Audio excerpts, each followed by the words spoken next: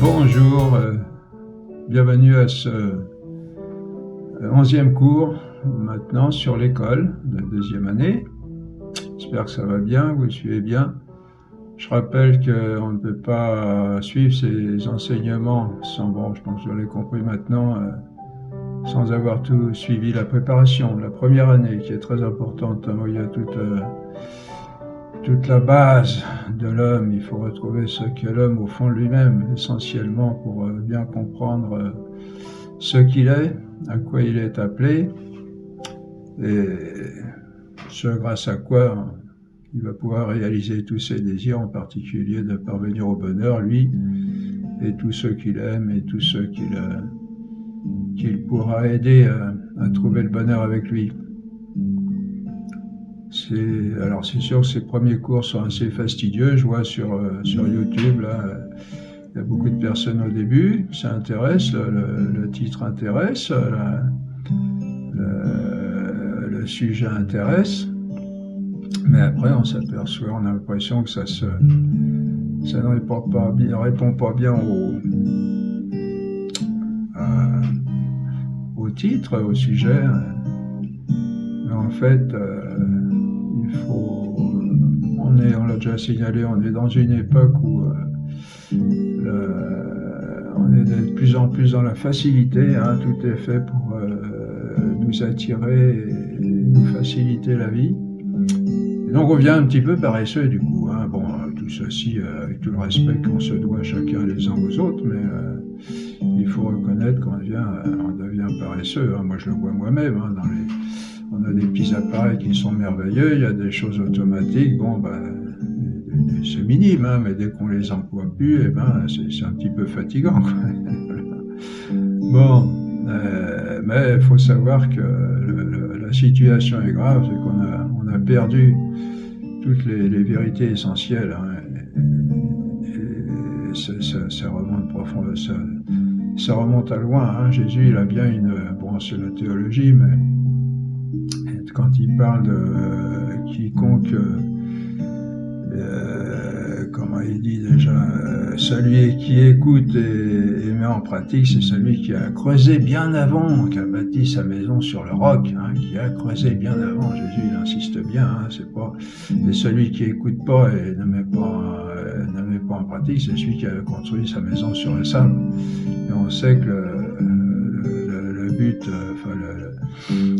la finale du travail de Jésus, de son message, c'est le bonheur, hein, qu'on désire tous, et il n'y a que lui qui peut nous le donner et nous en montrer le chemin, qui commence déjà dans la réalité naturelle. C'est pour ça qu'on a donné tous ces cours au début. Donc il a creusé bien avant, c'est-à-dire creuser bien avant dans l'homme, rechercher en nous-mêmes ce que nous sommes fondamentalement et ce que tous ces moyens que nous avons pour parvenir à ce que l'on cherche tous, c'est-à-dire le bonheur. Et il faut assainir tout ça. Tout ça, ça a été altéré, détruit, parce qu'on ne peut pas détruire la nature, mais tout a été retourné, hein. On a beaucoup parlé de la déconstruction, en fait c'est une véritable démolition, hein. C'est une entreprise de démolition, on a tout démoli, toutes nos vérités fondamentales, et il faut tout reconstruire. Il faut non seulement reconstruire, mais aussi reprendre tout ce qui a été déformé pour essayer de le remettre, de le rectifier, hein. Rectifier, ça veut dire rendre droit quelque chose qui a été tordu, hein. Donc il faut prendre le temps, il faut prendre la peine de suivre ces cours de première année, en particulier sur la connaissance. Il y a 5 cours sur la connaissance. Quand on rentre là, on ne sait pas trop où on va nager. On se demande ce que ça fait dans ce qu'on cherche, en fin de compte. Comme souvent, hein, on devient feignant. On voudrait arriver à la fin avant d'avoir commencé, hein. On est tous un peu pareils. Donc je rappelle toute l'importance de bien suivre ces cours et de bien... parce qu'on n'arrête pas de s'en resservir après. On l'a dit, mais on le répète encore cette fois-là. Il faut bien suivre ces cours. Si vous ne les avez pas bien suivis, si vous les avez survolés seulement, il faut y revenir. Si vous voulez, après chacun fait comme il veut, mais si vous voulez que ces cours prennent toute leur dimension, toute leur efficacité, il faut il faut suivre ces cours et les travailler. On rappelle aussi qu'on demande un certain travail. Il faudrait passer autant de temps de travail qu'on passe de temps à suivre les cours. Un petit ordre de grandeur, si vous voulez. Vous voyez, parce que... Qu'est-ce que je voulais dire? Comme disait Jean Dejas, aujourd'hui les gens, il ne faut pas seulement, il y a déjà plusieurs dizaines d'années, il ne faut pas seulement les enseigner, il faut déjà les guérir, les soigner de tous ces idées faussées dont on est imprégné aujourd'hui. Pas seulement quand on a étudié la philosophie ou la littérature ou des choses comme ça, mais rien que le fait d'être dans un air ambiant qui baigne dans toutes ces erreurs. Par exemple, Rousseau qui disait que l'homme est mauvais par la société, mais qu'il est bon à lui-même, l'histoire du sauvage, du bon sauvage, vous vous rappelez, tout ça c'est faux. Je regardais un documentaire sur Haïti, découverte par Bougainville, et on s'est aperçu que c'était pas vrai, que c'était même les sauvages, ils sont corrompus, et on le sait en théologie parce que, comme dit l'Écriture, l'homme est corrompu dès son plus jeune âge, depuis le péché originel, on verra ça en théologie. La nature humaine, la masse humaine est corrompue en elle-même depuis ce péché, et que tout enfant qui naît vient avec cette tâche du péché qui est en fin de compte ce qu'appelle saint Thomas le fomes peccatis, le foyer de péché, c'est-à-dire une tendance, on le sait que trop, vers le mal. C'est pour ça que l'Écriture dit l'homme est tourné vers le mal dès son plus jeune âge. Donc voilà, alors aujourd'hui donc l'école, et puis en spiritualité on a quelque chose sur l'horizon. Oui, je voulais dire aussi, vous avez ces cours à Paris, donc j'étais pas sûr que ça se faisait encore, mais j'ai vérifié, il se donne encore. Donc si vous êtes à Paris ou dans la région parisienne, puis que vous voulez avoir quelque chose, si vous voulez avoir un conférencier devant vous, c'est à la Trinité, vous regardez sur internet, c'est le CER, le Centre d'études religieuses, Paris, et c'est Claude Polo qui donne ses cours, donc si ça vous dit mieux d'aller sur place, vous allez regarder sur internet l'adresse et les conditions. Bon, c'est payant, je vous signale, contrairement à moi, c'est gratuit, mais c'est le même enseignement. Donc si vous, par exemple, vous avez fait la première année comme il faut, puis que vous vouliez faire les 2 autres années avec Claude Polo, vous pouvez y aller. En principe, la première année, c'est la même chose, c'est les mêmes bases. Bon, j'ai beaucoup retravaillé les cours pour qu'ils soient plus assimilables pour le monde d'aujourd'hui, mais la substance est la même. Voilà. Donc, aujourd'hui, l'école, et puis on commence avec ce cours sur l'oraison. Donc, on a parlé de l'incorporation à Jésus-Christ, et à propos de cette incorporation, on pourrait dire quelques mots sur l'oraison, et en particulier sur ce regard de connaissance et d'amour qui le caractérise. On en a déjà parlé, on va en reparler. Pardon. Notre incorporation à Jésus-Christ, en quoi consiste essentiellement notre vie chrétienne, comme on l'a vu, se fait principalement par les sacrements, ce que l'on voit cette année dans les entretiens spirituels. Mais on a vu que ces sacrements, qui agissent par eux-mêmes pour nous communiquer la grâce, n'agissent cependant pas sans notre liberté. On l'a vu aussi, parce que notre incorporation à Jésus-Christ ne se fait pas comme l'incorporation d'un aliment matériel dans un corps, mais il s'agit de l'incorporation d'un être libre au corps de Jésus-Christ, être libre aussi, et être libre, c'est-à-dire nous, qui nous unissons par amour à Jésus-Christ. Être libre également, nous-mêmes, dont il doit faire partie du corps. Jésus-Christ, pardon, être libre également. Bon, je recommence, vous voyez, on a vu que ces sacrements n'agissent pas sans notre liberté, bien qu'ils aient en eux-mêmes, on a bien insisté là-dessus, la puissance, la grâce de Dieu, la force, l'efficacité de Dieu pour nous sanctifier, bien qu'ils aient cette force en lui-même, ils n'agissent pas sans notre liberté, parce que notre incorporation à Jésus-Christ ne se fait pas comme l'incorporation, je répète, d'un aliment matériel, mais il s'agit de l'incorporation d'un être libre au corps de Jésus-Christ. Être libre qui s'unit par amour à Jésus-Christ, être libre également Jésus-Christ, dont il doit faire partie du corps de Jésus-Christ. Vous voyez, il y a deux êtres libres qui sont appelés à s'unir. L'un doit faire partie du corps de l'autre, corps mystique. Et comme cela se réalise par des êtres libres au niveau de l'amour, et ça doit se vivre dans la liberté. L'amour doit se vivre dans la liberté parce que le contraire de la liberté, c'est la contrainte, et il ne peut y avoir d'amour véritable dans la contrainte. L'amour doit se vivre dans la liberté.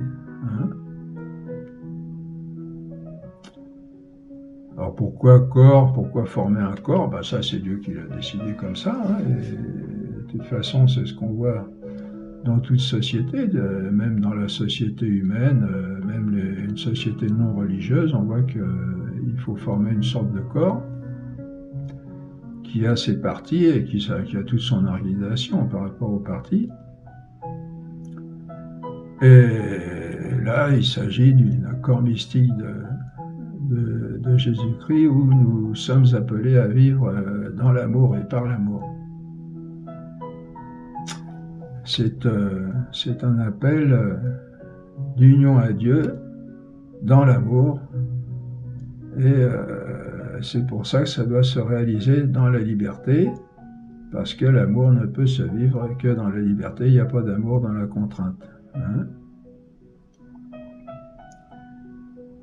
Et pourquoi l'amour? Parce que l'amour, c'est ce qu'il y a de plus beau au monde, et vous l'avez compris vous-même. Et c'est ce qui nous, c'est ce qui réalise tout ce qu'on peut réaliser, tout ce qu'on peut désirer de plus beau. Donc, appelé à former le corps mystique de Jésus-Christ, qui est vous avez ça, je trouve une parenthèse pour donner un exemple, vous avez ça dans la famille. Une famille est appelée à vivre dans l'amour, c'est-à-dire à s'aimer, à chercher le bien les uns des autres, à se comprendre, à former une certaine unité dans la diversité pour vivre quelque chose d'heureux. Le propre de l'amour aussi, c'est l'unité. Vous voyez, le manque d'amour sépare, divise, et l'amour unit. Et dans l'unité, on réalise beaucoup mieux ce à quoi nous sommes destinés. Vous savez que le fin fond, notre but, c'est le bonheur. On cherche tous à être heureux. Et Dieu nous propose de trouver ce bonheur en lui. Et tous ensemble, et c'est pourquoi nous sommes appelés à former ce corps mystique par Jésus-Christ, son Fils. Or, nous savons que la liberté a sa racine dans l'intelligence et la volonté. On parle donc d'union mystique dans le corps de Jésus-Christ, qui doit se faire par l'amour, donc qui doit se faire dans la liberté. Maintenant, on dit plus précisément en quoi consiste cette liberté, ce qu'on a vu, mais on le rappelle. Nous savons que la liberté a sa racine dans l'intelligence et la volonté. Parce que la liberté est une faculté de choisir, et pour choisir, il faut connaître les valeurs des choses, ce qui revient à l'intelligence, et n'être déterminé par rien d'autre que par soi-même, ce qui revient à la volonté. La liberté, c'est une faculté de choisir et qui n'est déterminée que par elle-même, que par la personne elle-même. C'est pourquoi la liberté a sa racine dans l'intelligence et la volonté. Donc, en deux mots, la vie chrétienne se réalise par notre incorporation à Jésus-Christ, Incorporation, ça veut dire entrer dans le même corps. Vous vous rappelez, corpus, le corps en latin. Incorporare. Incorporation à Jésus-Christ, cette incorporation se réalise par les sacrements, sacrements qui agissent par eux-mêmes, mais pas sans notre liberté, parce que nous sommes des êtres libres, et comme notre liberté découle de notre intelligence et de notre volonté, l'effectivité des sacrements, suivez bien, hein, toute notre vie spirituelle dépend essentiellement de ce regard de connaissance et d'amour dont on parle depuis le début de ces cours, parce que ce regard, c'est l'activité spirituelle de l'intelligence et de la volonté. Vous voyez, c'est serré, hein, c'est un peu technique.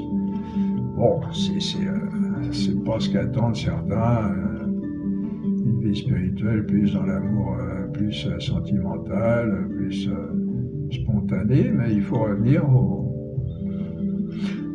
à ces explications pour comprendre vraiment, pour pas, surtout pour ne pas être égaré avec toutes ces erreurs qu'on a aujourd'hui. Hein.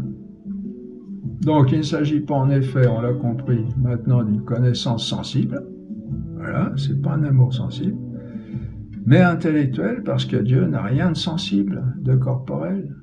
Bon, sauf Jésus-Christ, mais il est venu pour nous faire connaître Dieu, il n'est pas venu pour on le fréquente avec son corps. Parce que Dieu n'a rien de sensible de corporel, et pour les mêmes raisons, l'amour ne peut être sensible, mais doit procéder de la volonté. De toute façon, même à notre niveau à nous, même dans le couple humain, le véritable amour, bon, il commence dans le sensible, évidemment, il vaut mieux avoir une femme pour un homme, une jolie femme, attirante, mais ce qui fait surtout le fond de l'amour, ce qu'on a peut-être un peu beaucoup oublié aujourd'hui, c'est que l'amour profond est au niveau de ses hautes facultés d'intelligence et de volonté. Hein. Dans cette incorporation à Jésus-Christ, donc, du côté de Dieu, tout est dans les sacrements, et de notre côté, tout est dans ce regard de connaissance et d'amour. Vous voyez, hein? C'est une union d'amour à laquelle nous sommes appelés. Comment expliquer ça? On l'a déjà parlé, mais on peut... Qu'est-ce que l'amour? L'amour tend à l'union. Hein. Quand on comprend n'importe quel amour humain, l'amour tend à l'union. Bon, pas forcément union corporelle, quand par exemple il s'agit de la maman avec son fils ou sa fille, mais il s'agit quand même d'un rapprochement, d'une union à tous les niveaux de notre nature, au niveau sensible, au niveau intellectuel, au niveau des goûts, etc. Et puis la volonté de faire des choses ensemble, d'avoir des buts communs, etc.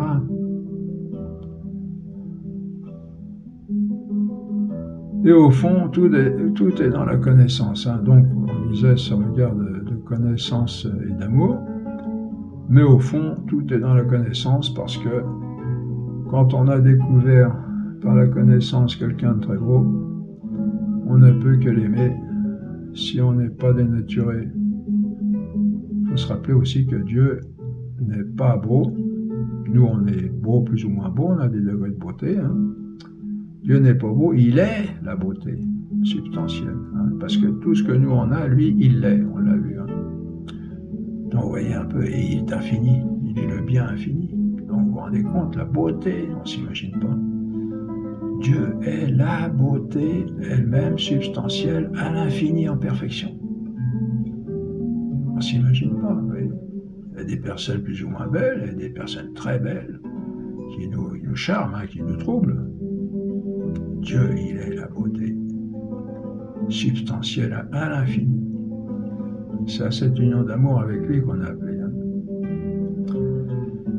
D'où l'extrême importance de former, donc, au fond, tout est dans la connaissance, puisque la volonté dépend de la connaissance, hein, ce qu'on a vu en première année.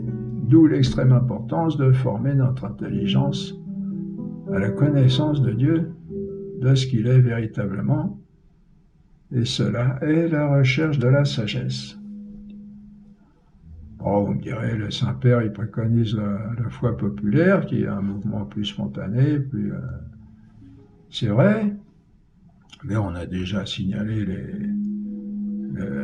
c'est vrai, au fond, c'est ce qu'il faut vivre, mais le gros problème, c'est qu'aujourd'hui, on est, comme on disait, on est dans un monde où tout a été faussé, et où cette spontanéité, parfois, peut difficilement, ou même ne peut plus se frayer un chemin à travers tous ces ronces qui ont poussé en nous de toutes ces erreurs, vous voyez. Donc c'est pourquoi il faut déjà nettoyer la terre, c'est ce que dit Jésus, en fin de compte, hein, dans la parabole de la graine tombée sur le chemin, ou sur la pierre, ou parmi les ronces et les épines.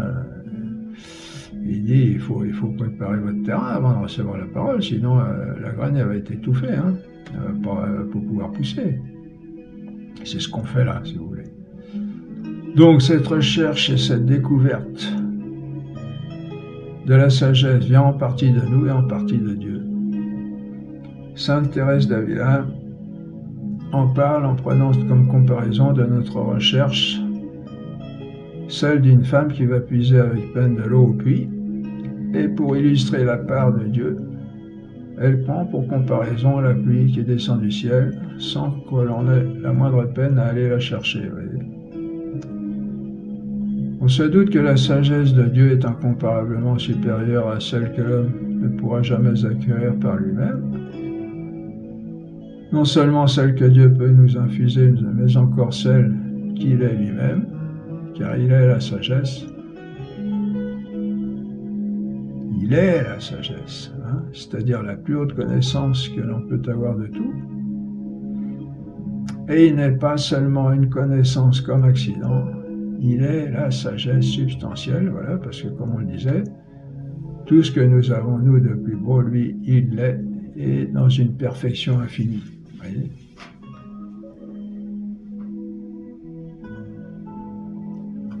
Hein, je répète, on se doute que la sagesse de Dieu est incomparablement supérieure à celle que l'homme ne pourra jamais acquérir par lui-même. Hein. Non seulement celle que Dieu peut nous infuser, mais encore celle qu'il est lui-même. Car il est la sagesse. Substantielle aussi, parce que tout ce que nous avons, lui, il est. Il est la sagesse. La sagesse de Dieu qu'il est lui-même, en fait, est infiniment supérieure à celle que l'homme ne pourra jamais acquérir, on s'en doute, mais la sagesse de l'homme est nécessaire à la venue de la sagesse en nous, parce que, comme on le disait, il s'agit d'une histoire d'amour, et pour aimer, il faut être deux. Pour aimer, il faut être deux. Bon, vous me direz, la mère aime son fils, elle n'est pas forcément aimée par son fils, mais un véritable amour doit être circulaire, il doit être des deux côtés. Sinon, c'est un amour incomplet, j'allais dire bancal, peut-être pas estropié, mais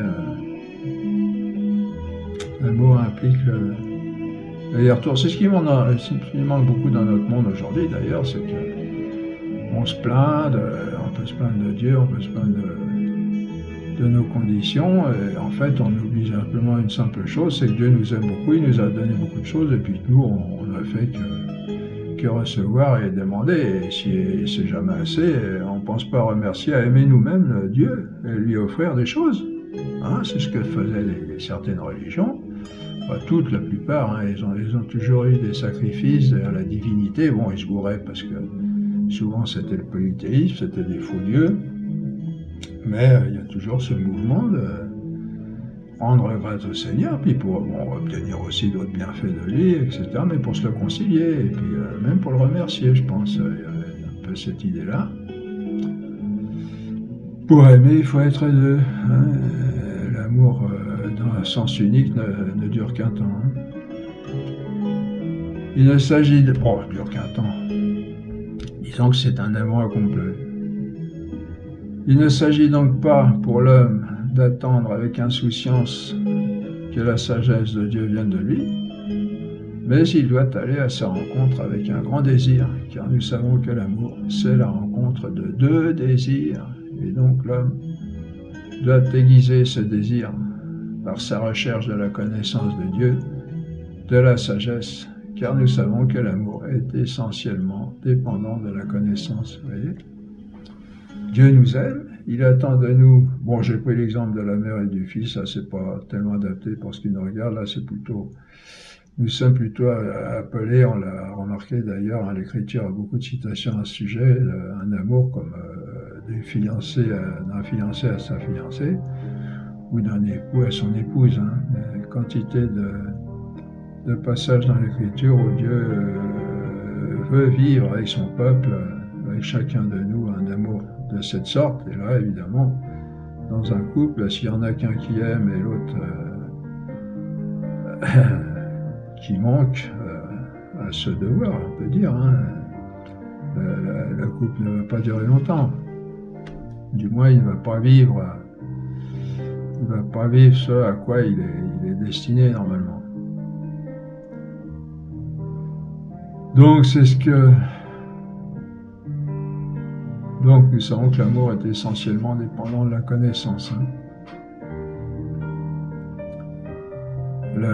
Donc, je répète, hein, l'amour, c'est la rencontre de deux désirs. Et l'homme doit aiguiser ce désir par sa recherche de la connaissance de Dieu et de la sagesse, car nous savons que l'amour est essentiellement dépendant de la connaissance. Nil volitum nisi precognitum, c'est-à-dire rien n'est voulu, aimé, qui ne soit connu. C'est ce que signifie l'épisode de la vie de saint Thomas d'Aquin, où il a voulu brûler, si vous savez l'histoire peut-être, il a voulu brûler toutes ses œuvres après avoir eu une révélation de la sagesse de Dieu, pensant que ce qu'il avait fait en comparaison était de la paille. Certains croient un peu trop rapidement que son travail a été inutile, ce que Dieu lui aurait révélé en même temps que sa sagesse. Mais c'est certainement complètement faux, en partie parce que Dieu lui-même l'a empêché de mener à terme son désir de brûler l'œuvre admirable qu'il avait produite. Tout ce travail de recherche personnelle a été pour lui ce chemin de rencontre vers la sagesse de Dieu, dont la révélation n'aurait pas eu lieu, probablement si lui-même n'avait parcouru son bout de chemin, aussi court a-t-il été en comparaison, pour la raison que l'on a donnée, que l'amour se vit à deux. Il ne s'agit pas d'attendre tranquillement, sans rien dire, sans rien faire, que Dieu vienne à nous. Alors, j'ai entendu ça souvent dans mon pauvre parcours spirituel avec mes frères et sœurs. Un jour on saura tout, donc autrement sous-entendu, pas se casser la tête sur la terre. Je crois que ces gens-là, ils se trompent, hein, et qu'ils vont avoir une mauvaise surprise, parce qu'un jour ils ne sauront peut-être pas tout, parce qu'ils vont avoir loupé la marche, ils ne vont pas avoir compris le cheminement que nous devons parcourir dans cette recherche de la connaissance de Dieu, pour faire grandir notre amour de lui, parce qu'il attend une réponse d'amour à l'amour qu'il nous donne. Parce que l'amour, je répète encore une fois, ne se vit à deux, il ne se vit pas tout seul. Tout donc, de notre côté, dépend de ce regard de connaissance et d'amour que l'on appelle en somme l'oraison, car on a défini l'oraison comme une sorte de retraite pour se rapprocher de Dieu, entrer en relation avec lui, et que pourrait être cette relation, sinon une relation de connaissance et d'amour. On a vu aussi que l'oraison doit être un moment où l'on se retire de notre vie habituelle pour souffler sur les braises de notre amour de Dieu, afin de les faire repartir. Et de quelle meilleure manière pourrions-nous le faire, sinon en travaillant à faire croître notre connaissance de Dieu, qui est le fondement de l'amour, puisque plus on connaît un être merveilleux, plus on est porté à l'aimer et à le désirer. Vous voyez ? Quand on connaît une jolie personne, par exemple, on désire la connaître. Qu'est-ce que vous faites, vous habitez, tout ça. Bon, vous voyez, l'amour appelle la connaissance, et ensuite, si on découvre d'autres belles choses dans la personne, et ben, la connaissance appelle l'amour, hein, etc. C'est en cela que consiste l'oraison, à faire tous nos efforts de notre côté, pour mieux connaître Dieu et l'aimer davantage, et pas seulement avoir une connaissance vague, mais de plus en plus exacte et profonde, en attendant que lui-même vienne nous donner la meilleure connaissance de lui, c'est-à-dire lui-même. On comprend ainsi aisément que ce regard doit toujours être dirigé vers quelqu'un et non vers quelque chose, que le but, notre but pour lequel nous sommes naturellement faits, c'est quelqu'un, c'est Dieu, la sagesse éternelle, dans nos oraisons, dans ces temps qu'on est censé prendre tous les jours, hein, pour nous mettre en présence de Dieu et essayer d'établir avec sa grâce une communication, hein. Penser à quelqu'un toujours, hein, pas les choses, on n'est pas appelé pour faire rentrer dans une religion, pour pratiquer des... Bon, ça compte aussi, ça en fait partie, mais c'est surtout la rencontre d'une personne. Bon, enfin, 3 personnes, Dieu en 3 personnes. C'est quelqu'un, c'est pas quelque chose. Hein. Et si la sagesse créée, que nous pouvons acquérir par nous-mêmes avec la grâce de Dieu, est nécessaire à notre union avec lui, Dieu, il ne faut jamais oublier que c'est un moyen et non un but, que le but est quelqu'un et non quelque chose, et quel quelqu'un sinon celui qui est tout, ce qu'il y a de plus beau par lui-même à l'infini. D'où encore la nécessité d'être dans la vérité, de chercher la vérité, pour ne pas se tromper d'être, pour ne pas aimer quelque chose au lieu de quelqu'un, ou quelqu'un d'autre au lieu de lui. Vous voyez, notre importance de la connaissance et que notre amour soit dirigé vers Dieu lui-même et non qu'il soit dévié. Hein? Parce que le démon, il nous guette, hein, il tâche de nous dévier, justement. Lui, c'est le déviateur par excellence, hein, qui essaye de... S'il n'arrive pas à nous détourner de la foi, de nous faire renoncer à la foi en Dieu, ben, il va essayer de nous dévier, hein, et de plus en plus, jusqu'à ce qu'il ne peut pas faire d'un seul coup, ben, il le fait peu à peu. Donc être très attentif à être dans la vérité par rapport à la réalité, par rapport à Dieu, parce que, on répète, l'amour dépend de la connaissance. Hein. Il n'y a qu'ainsi que se réalisera notre incorporation à Jésus-Christ, incorporation qui, même si le plus gros du travail se fait par Dieu à notre insu par les sacrements, du fait qu'elle dépend de la rencontre de 2 désirs, elle dépend essentiellement de sa réussite, de nous, comme on vient de le montrer. Du fait, vous voyez, du fait que l'amour se vit dans la liberté, Dieu est d'une extrême délicatesse envers nous. Si vous voulez. Il ne va jamais s'introduire, plus ou moins de force, plus ou moins, vous voyez, de façon un peu brutale, même minime. L'amour implique l'extrême délicatesse des 2 côtés parce que il doit se vivre dans la liberté et il doit y avoir constamment un respect immense de cette liberté de l'autre. Donc vous voyez, c'est une délicatesse, ça veut dire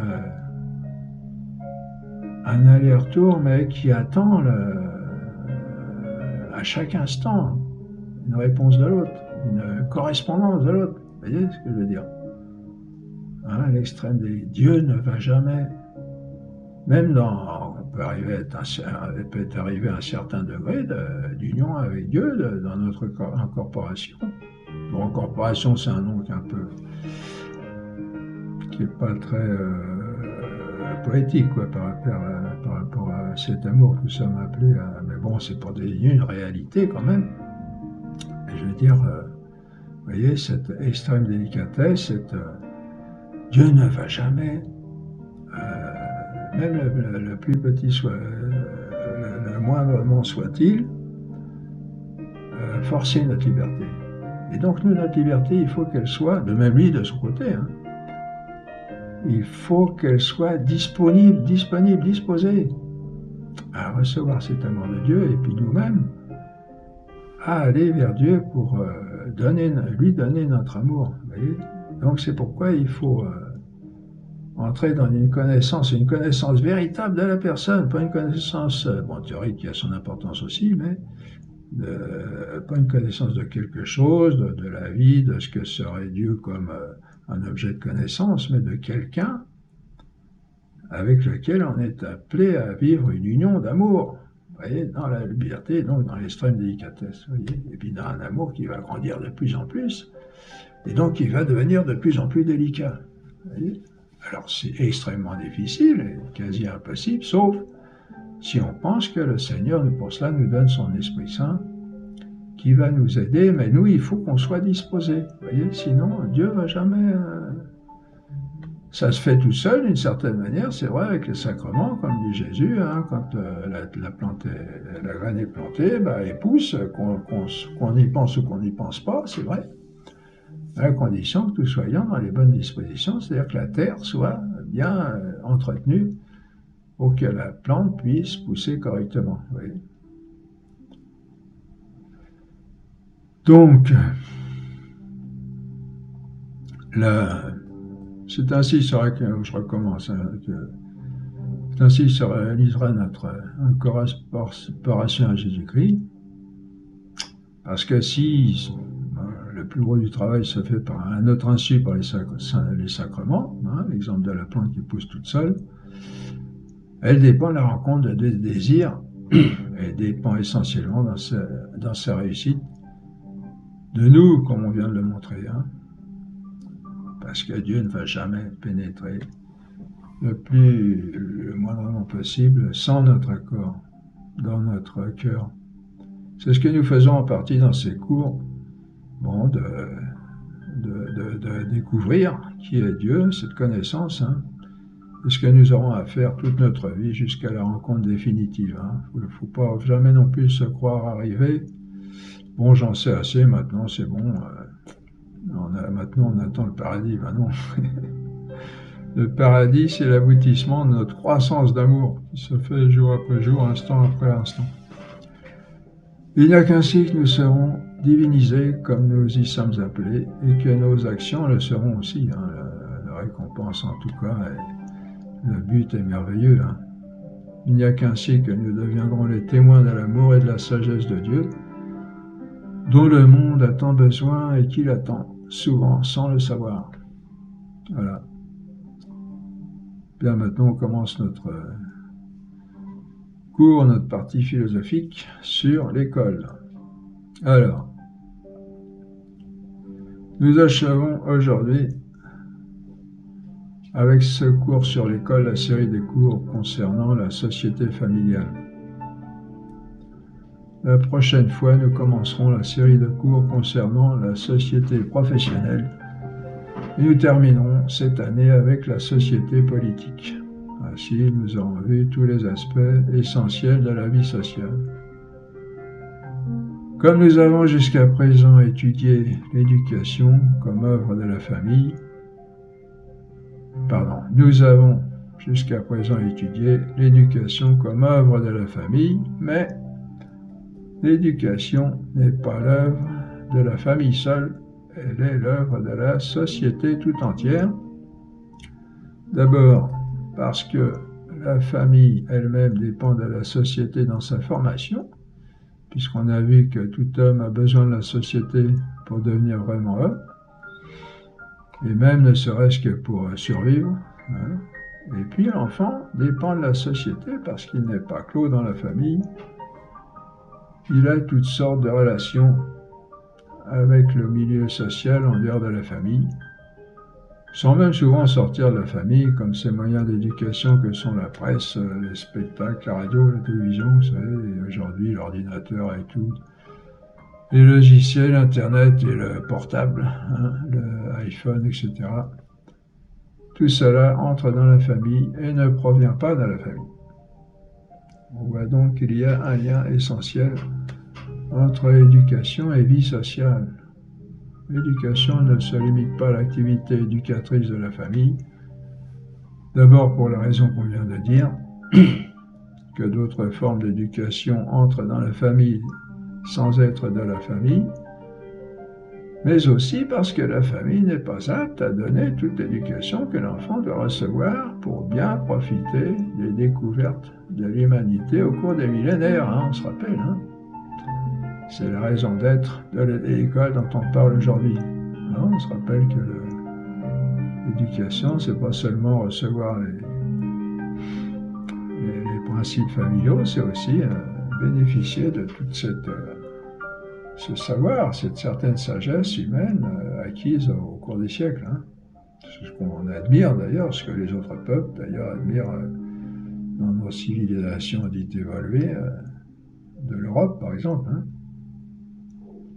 On voit ainsi, on en a parlé déjà, on voit ainsi toute l'importance de la vie sociale pour l'éducation en complément de ce que donne la famille. La société est, comme la famille, responsable de l'éducation. J'ai oublié quelque chose là. Voilà, c'est ça, oui. La société est, comme la famille, responsable de l'éducation. Et comme c'est grâce à l'éducation que se forme la société de demain, on voit en même temps comment l'éducation fait partie des plus hautes responsabilités de la vie sociale. On voit donc par là le lien profond entre vie sociale et éducation. Nous étudions à ce cours les moyens d'action du milieu social sur l'éducation. Avant de parler d'école, on peut dire quelques mots sur les moyens dont on vient de parler qui interviennent dans l'éducation comme les livres. Les livres ont une grande influence dans l'éducation, même si l'ordinateur et l'Internet ont aujourd'hui une part beaucoup plus importante. Un jeune s'intéresse toujours, on va dire de gens déjà, un jour ou l'autre au livre. Je ne sais pas si c'est encore comme ça aujourd'hui. Nous avons donc à nous soucier des lectures des enfants et des adolescents. À ce sujet, il ne faut pas seulement se garder des mauvaises lectures, il faut encore promouvoir les bonnes. En entendant le mot bon au sens philosophique, c'est-à-dire de constructif, qui apporte quelque chose de plus pour le bien de l'homme, et pas seulement bon dans le sens courant, comme lorsqu'on dit « j'ai lu un bon livre hein, », pour dire qu'il nous a bien intéressés, qu'on a passé un bon moment avec, même s'il est rempli de pornographie, de crimes, de scènes d'horreur ou simplement de faits immoraux, dont on ne se rend pas toujours compte d'ailleurs. Vous savez, des fois c'est tellement bien présenté que on ne voit pas le poison caché dedans. Il faut être très attentif aux lectures des jeunes et très bien formé pour cela, car les écrivains et de même les réalisateurs de films ou de pièces de théâtre s'y entendent pour présenter le vice et le mal sous des formes parfois très attrayantes et très émouvantes, au point qu'il est parfois difficile d'y voir le mal, tant le masque est bien imité. Comme toute chose, l'art littéraire ou cinématographique peuvent être de très bons instruments d'éducation s'ils sont bien utilisés, c'est-à-dire dans le sens du meilleur bien de l'homme, s'ils se mettent en relief et rendent attirant ce qui construit vraiment l'homme et le rend heureux. Oui, ces derniers temps, j'ai pas tout vu, hein, je vois rien d'ailleurs, je vais jamais voir les films autres que des documentaires sur Internet, mais je vois dans les interviews, des publicités, des passages qui se font des films, on voit que c'est tout fait pour présenter le mal sous des formes attrayantes, hein, comme ce qui fait, comme les unions libres. Hein. Bon, là, c'est pas la peine de s'étendre là-dessus, c'est assez clair. On fait tout pour faire passer pour normal, ce qui est complètement anormal, c'est-à-dire des unions libres qui conduisent à tout ce qu'on sait, hein, l'avortement qui est un crime abominable, etc. Et on fait passer pour normal, et de plus en plus, c'est ça qui est terrible maintenant.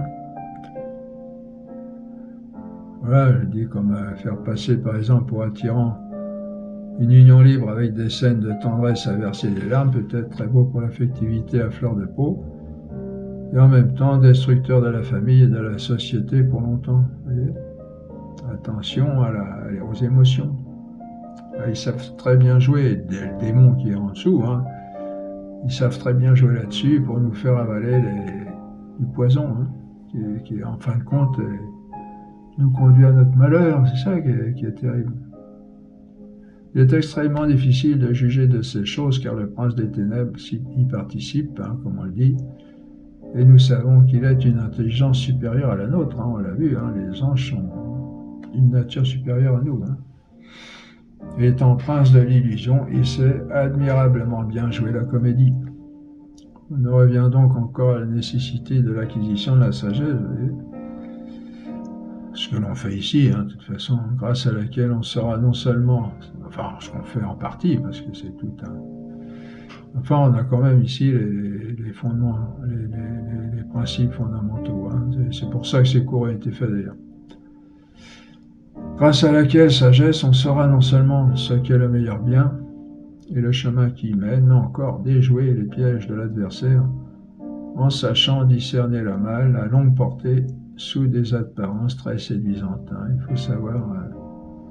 pour ça qu'il faut avoir un temps assez important en recherche de la sagesse, hein, de la vraie sagesse, pour contrer dans nous et dans notre entourage, surtout si on est responsable d'éducation, toutes ces choses délétères, hein, qui nous tuent, qui nous minent à la longue.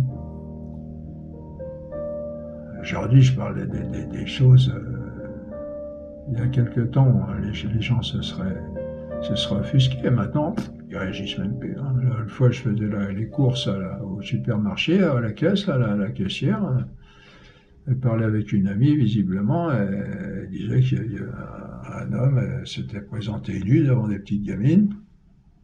Et les gamines, elles rigolaient, tout ça. Et puis, il disait, je sais pas si je vais lui dire bonjour, ou si le prochain coup je le verrai. Je dis, attendez madame, il faut appeler la police quand c'est des choses comme ça.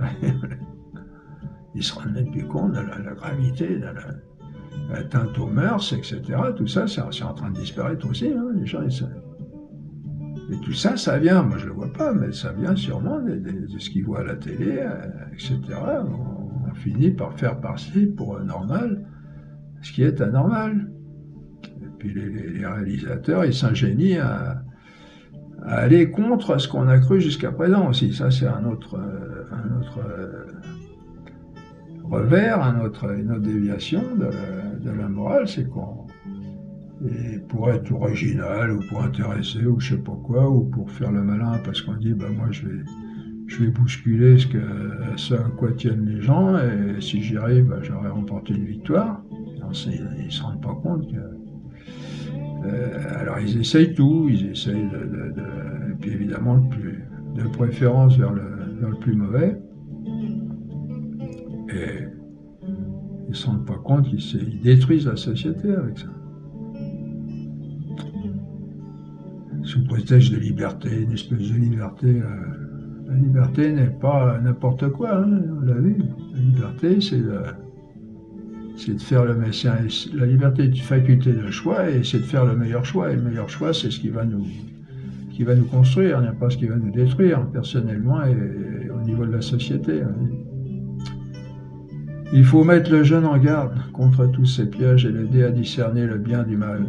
À cet effet, on l'induira à lire surtout de bons livres, mais on ne craindra pas de les laisser en lire de temps en temps de mauvais, en les lisant soi-même et en discutant avec lui pour bien mettre en relief ce qui est mauvais et ce qui en découle de mal dans un homme et une société.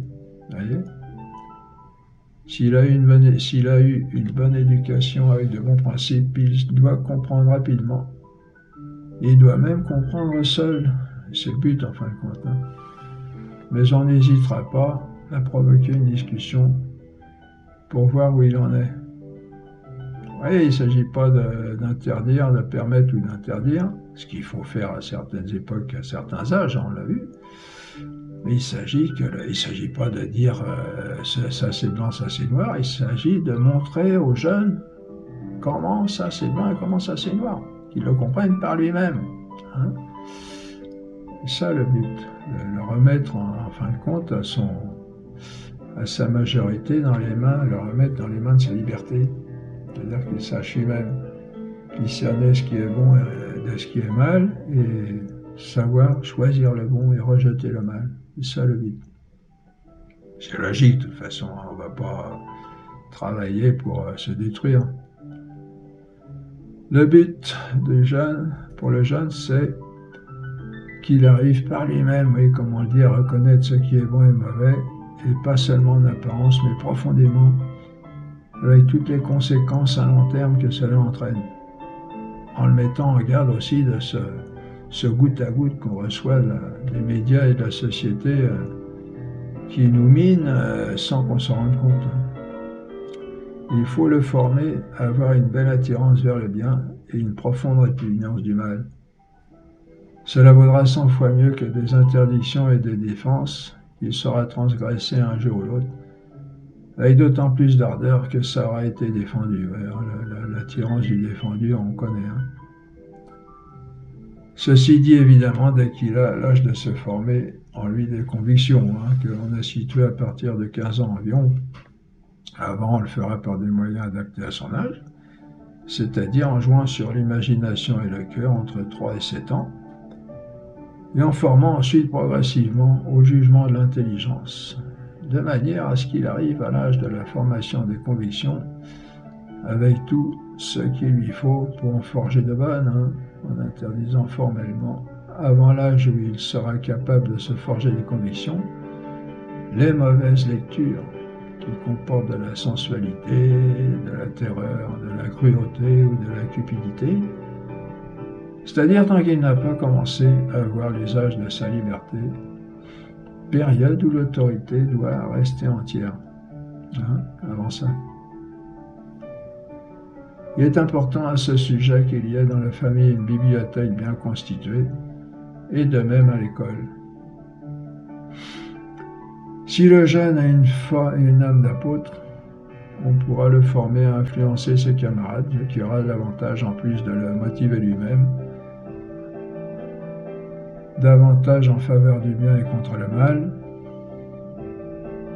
car pour convaincre les autres, il faut être d'autant plus convaincu soi-même. Cela aura aussi l'avantage de lui faire faire en même temps un excellent exercice d'application. Oui. Donc, vous voyez, d'un côté, ça va. S'il a une âme d'apôtre, on pourra le former à influencer ses camarades, ce qui aura l'avantage de le motiver, et un excellent exercice d'application. En ce qui concerne la presse, on peut dire la même chose qu'à propos des livres, avec cette différence qu'un livre aussi profonde qu'a été son influence, une fois lu, n'a pas d'effet supplémentaire, alors qu'un périodique, qu'il soit quotidien, hebdomadaire ou mensuel, a une influence répétitive qui peut imprégner profondément un homme, une société, de même que le goutte à goutte de l'eau à la longue finit par creuser les pierres les plus dures, vous savez. On ne sera donc pas seulement attentif à la lecture des livres, mais encore à celle des périodiques, qui peuvent être gravement nocifs de façon beaucoup plus profonde à cause de leur caractère répétitif. Moi j'ai eu des lectures, les parents ne se rendaient pas compte, mais non plus. Moi je lisais Harakiri, le journal bête et méchant. On ne se rend pas compte de tout le mal que peuvent apporter ces choses. On veillera par conséquent à ce que les revues et les journaux de la maison et aussi de l'école soient formateurs. À propos du théâtre, bon ça c'est Jean Deja, mais j'en ai quand même, c'est vrai qu'il y en a encore. On dirait à peu près la même chose en mettant en garde particulièrement contre l'excitation sexuelle qui marque beaucoup plus quand elle provient de personnes vues en vrai et pas seulement en images. Quant au cinéma, à la télévision, à l'Internet, nous savons combien de graves intoxications ils sont cause en introduisant avec la plus grande facilité dans le monde de la sensualité, pour ne pas dire souvent de l'obscénité maintenant, de la terreur, de la cruauté, de la cupidité. Nous connaissons les statistiques au sujet du nombre sans cesse croissant de la délinquance et que les jeunes délinquants interrogés répondent presque toujours qu'il y a un film à l'origine de leur déviation. Bon, ça, je rapporte ça de Jean Deja. Je pense que c'est vrai, hein, il avait sûrement des bonnes sources. Il n'est pas de... Bon, ça peut se déduire hein, rationnellement de toute façon. Il n'est pas besoin d'insister sur le danger des mauvaises influences de ces instruments d'information et de distraction qui est assez évident pour une âme saine. Outre ces dangers d'intoxication grave, il faut aussi noter certains dangers dans l'abus de ces choses, que sont le cinéma, la télévision ou l'Internet, qu'ils soient bons ou mauvais, hein, même si c'est bon, il y a toujours une mesure à respecter. Hein. On parle ici d'abus, bien entendu, qui est utilisé dans une juste mesure et bon escient. Ces instruments peuvent être d'excellents moyens d'éducation. Enfin, sinon, ce sont des merveilles, hein, ces petites choses. On a le portable, maintenant, on a le monde entier dans les mains avec ça. C'est incroyable, tout ce qu'on peut, avec des applications gratuites de toutes sortes. J'ai un GPS pour aller dans la montagne, c'est formidable. On peut programmer des parcours, savoir où on est, à quelle altitude, connaître le temps. C'est inimaginable. La radio, la télévision, enfin, vraiment tout. Donc, mais il faut l'utiliser à bon escient.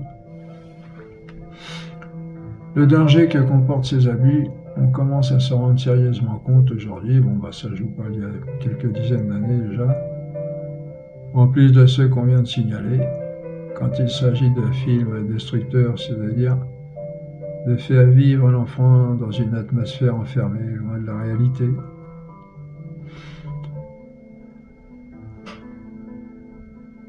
Je ne sais plus si j'ai dit mettre. C'est là qu'il voit lui mettre la tête dans une boîte au fond de laquelle il y aurait des images qui bougent et parlent. Venus d'on ne sait où, le moins mauvais des cas est celui des représentations de la réalité, comme des documentaires sur la nature. Alors ça, c'est intéressant. Mais même ainsi, l'abus risque de lui être nuisible à l'enfant, en lui faisant vivre des faits naturels, même très intéressants, de façon non naturelle, c'est-à-dire en le faisant parvenir, par exemple, en un instant, sans aucun préparatif, en des endroits les plus reculés du globe, alors qu'il faut toute une préparation pour vivre de tels événements, non seulement du voyage, mais encore de la personne. Et il y a au cours du voyage une lente adaptation de la personne aux choses et aux lieux qu'elle traverse, auxquels elle doit s'accoutumer peu à peu.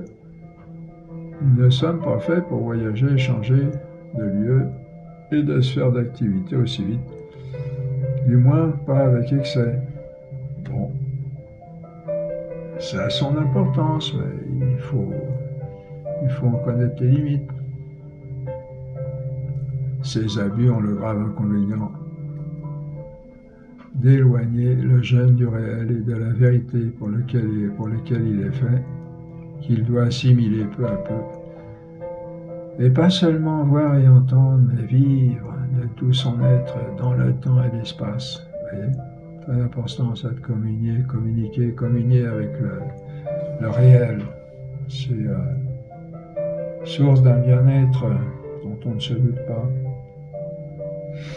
Et donc ces abus ont l'inconvénient d'entraver gravement sa croissance sensible et intellectuelle naturelle. Vous voyez, on parle de l'abus, hein, dans les bonnes choses. Hein. Il y a les mauvaises choses, donc il faut éviter, disons, apprendre aux jeunes à en voir la mal, et les bonnes choses, le mal de l'abus qui déconnecte de la réalité. Il y a aussi avec ces images qui défilent et maintenant de plus en plus frénétiquement une fatigue nerveuse et des yeux qui peut entraîner de graves dépressions. J'ai oublié quelque chose, et voilà, j'étais un petit peu en retard, pardon. Qui peut entraîner de graves dépressions et même des crises épileptiques, dont on met en garde dans les manuels d'ordinateur. Je ne sais pas si on le fait encore aujourd'hui, sans compter les problèmes d'articulation au niveau de la colonne vertébrale, des épaules. Voilà.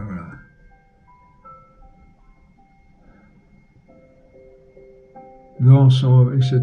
Donc sont obligés maintenant de mettre également en garde des constructeurs de jeux vidéo dans leur manuel d'utilisation. Sans parler du fait que le jeune est souvent enfermé dans une pièce ou une salle mal aérée, alors qu'il a besoin de sport, de jeux en plein air, de saines promenades dans la nature, d'expériences même, d'artisanat, d'art, etc. L'homme est fait pour vivre dans le monde réel et pas dans une boîte à images, souvent frénétique et monstrueuse.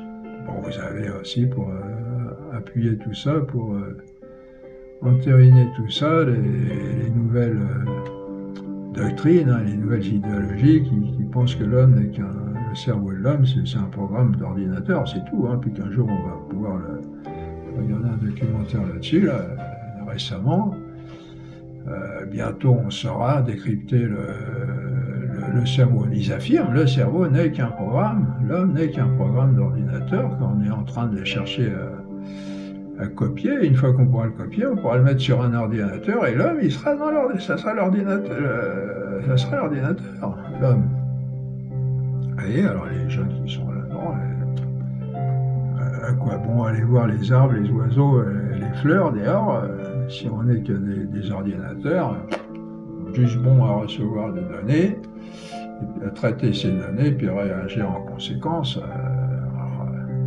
On a vu, justement, la première année nous a montré qu'on était autre chose qu'un programme d'ordinateur. L'homme est fait pour vivre dans le monde réel et pas dans une boîte à images souvent frénétique et monstrueuse.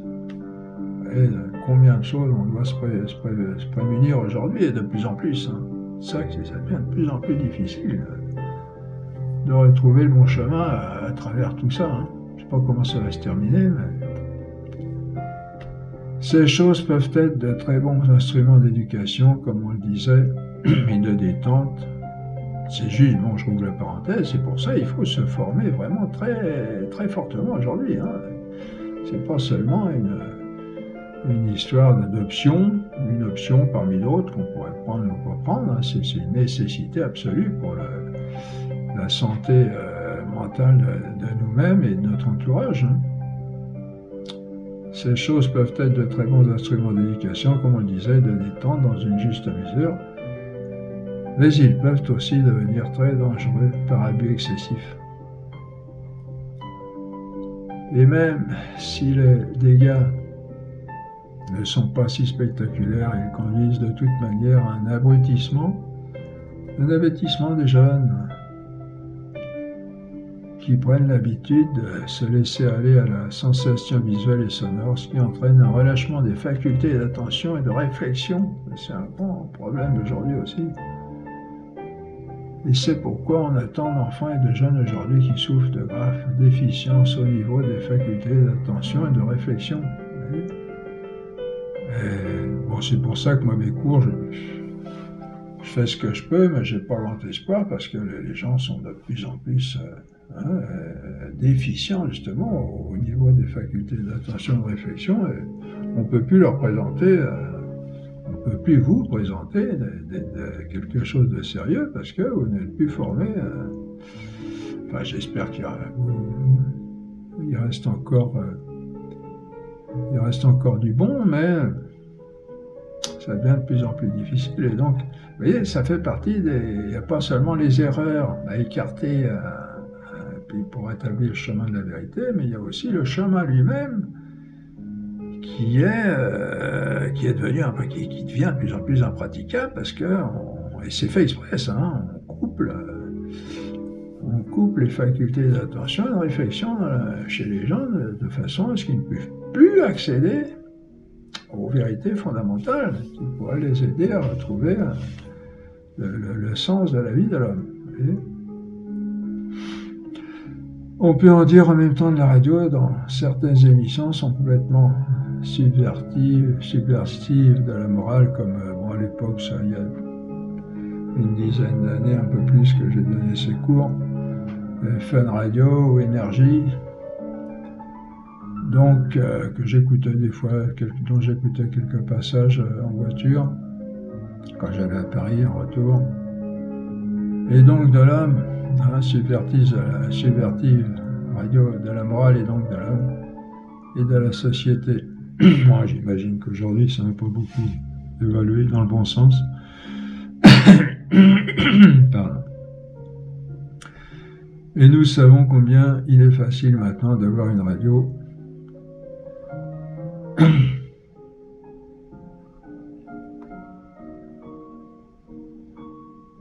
très bon marché, de bonne qualité, que l'on peut emporter partout, écouter n'importe où. De toute façon, il n'y a même plus besoin de radio. Avec Internet, maintenant, on a largement tout ce qu'il faut. Moi, j'en suis très heureux. J'ai écouté Radio Vatican quand c'était en ondes courtes, là, pendant des années. On avait beaucoup de mal à saisir pour avoir une écoute satisfaisante, alors que maintenant, avec Internet, c'est d'une qualité sensationnelle. Et il n'y a pas seulement un problème de choix des émissions, il y a aussi, comme pour les films, l'Internet ou la télévision, par un usage intensif et prolongé de la radio, un danger de surmenage nerveux, avec toutes les conséquences néfastes que cela peut avoir sur l'organisme, l'équilibre nerveux, psychologique. Et souvent on ne le sait pas, ça, c'est ça qui est dangereux, qui est néfaste, c'est que on devient malade et on ne sait pas d'où ça vient, et puis on continue d'avoir notre machin, les choses dans les oreilles, etc. Il faut savoir trouver un équilibre. Bon, il y a beaucoup de choses qui se font aussi dans l'autre sens, où on essaye d'amener les gens ils sentent qu'ils ont besoin d'exercices corporels, etc., de retrouver la nature, mais le système nerveux ne se repose que dans le silence et un bruit continuel comme une radio qui fonctionne toute la journée dans une maison, puis même des fois la nuit, je vois qu'il y en a qui s'endorment avec ça dans les oreilles. Même si ce bruit est inconscient, est usant à la longue et néfaste pour l'équilibre. Le bruit est une nuisance comme la fumée. On a d'autant plus besoin de calme à la maison que la vie extérieure est devenue très éprouvante souvent, quand on est dans les grandes villes. Comme par exemple pour une personne qui a passé 2 à 3 heures dans sa journée dans le métro ou les embouteillages, ou simplement sur la route ou dans le train. Pour que l'enfant ait un bon équilibre, il faut l'habituer à vivre dans un milieu paisible, naturel, réel. Sinon, il risque de devenir et de rester très fragile nerveusement toute sa vie et de beaucoup souffrir. Il ne faut pas oublier que dans la jeunesse, on est marqué par certaines choses et à certaines époques de la jeunesse, on est marqué pour la vie. Attention de ne pas détraquer ces petits esprits, ces petits corps, ces petites psychologies aussi délicates qui sont vraiment très complexes et difficiles à faire parvenir un bon équilibre. Mais on sait que ça se fait en grande partie par la communication, avec la communion, même avec la nature, avec le réel. Nous savons que la dépression deviendra bientôt la maladie mondiale numéro 1, c'est pas déjà fait, avant l'infarctus et le cancer, et que la France est le plus grand consommateur d'antidépresseurs. On voit donc la nécessité de mettre en garde contre le mauvais usage de ces moyens d'éducation externe, non seulement à cause des mauvaises conséquences qu'il peut entraîner pour la santé du jeune, mais encore pour les répercussions que cet usage abusif peut avoir sur ses études. Parce que pour bien réussir à l'école, dans son éducation externe, le jeune doit avoir un excellent équilibre qu'il ne pourra avoir s'il est constamment agressé physiologiquement, psychologiquement et moralement par toutes sortes d'audiovisuels à la maison ou ailleurs. Il faut lui apprendre à vivre paisiblement dans le réel naturel. Le jeune a d'autant plus besoin de paix interne et externe qu'il doit être formé au recueillement, à la prière et à la méditation, à la contemplation qui ne peuvent se pratiquer que dans certaines conditions. Alors la difficulté aujourd'hui, j'imagine, pour les éducateurs de la famille comme dans l'éducation, quand ils sont tentés avec ce petit appareil. Bon, il y a des écoles, ils commencent à interdire l'entrée du portable dans l'école. Alors, je ne sais pas si ça va. Ils ont du mal d'ailleurs, mais bon. Une bonne chose. Voilà ce qu'on voulait dire à propos des moyens d'action du milieu social sur l'éducation de l'enfant. Ce ne sont pas les seuls, mais ils ont un impact assez important sur les hommes en général et surtout chez les jeunes plus fragiles. À cause de l'extension de ces moyens d'action, parce que ceux qui en sont à l'origine sont jugés par le plus grand nombre dignes d'être écoutés, dignes d'intérêt.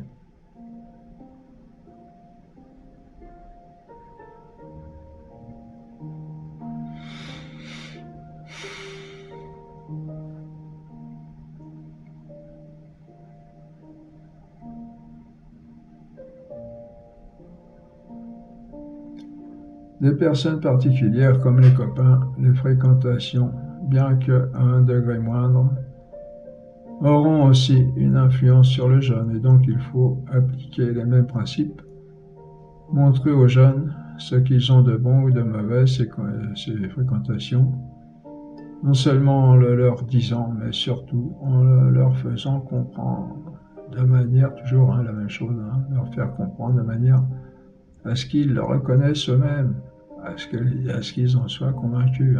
Tu vois, ça c'est blanc, ça c'est noir, ah bah oui, tu vois là, la couleur là, c'est blanc, c'est plus lumineux que le noir, oui, bon. Mais ce qui a le plus d'influence, qui prend la majeure partie du temps de l'éducation, bien souvent même plus que les parents, c'est-à-dire jusqu'à la moitié, et plus les 3/4 du temps de veille, si on compte les temps d'études personnelles, ce sont les institutions scolaires. Ce qui a le plus d'influence souvent, plus que les parents, parce que ça prend la moitié, les 3/4 du temps même de veille si on compte les temps d'études personnelles. On peut déjà regretter que ces institutions ne s'occupent dans l'éducation, dans la plupart des cas, que de l'instruction. Voilà, fin de la première partie de ce cours sur l'école. À tout à l'heure pour la deuxième. Merci de votre attention.